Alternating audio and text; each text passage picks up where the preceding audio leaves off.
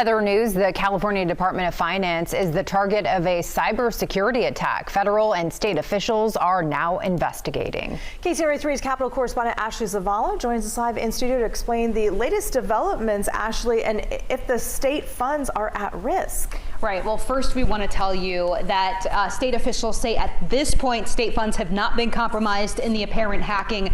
The Department of Finance is mainly a policy-making agency for the governor and is involved in the state's budget process, but it does not have direct links to the state's bank accounts and taxpayer funds. Other state offices and agencies oversee those. All of this comes after a Russian-affiliated ransomware group called Lockbit reportedly claimed the California Department of Finance was one of its victims. The group apparently threatened to leak data if their demands were not met by December 24th. Now, it's not clear exactly what those demands are, but cybersecurity experts say usually it's money. State officials are remaining tight-lipped. They won't comment on reports about Lockbit, and they will not say when exactly they identified the threat.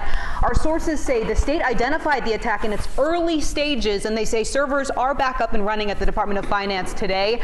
Their website is also back up online. Cybersecurity experts say Lockbit has been around since 2019 and is one of the most prolific ransomware groups. And the way these attacks typically unfold is the ransomware group will first try to steal a copy of the data. And then once they've done that, they will try and lock and encrypt the target's networks. So perhaps in this case, they were successful in stealing data, but their attempt at encrypting the systems was detected and blocked, which could explain why things got back to normal so quickly. But there is still then the issue of what to do about stolen data, what did they obtain, and how could that data be misused?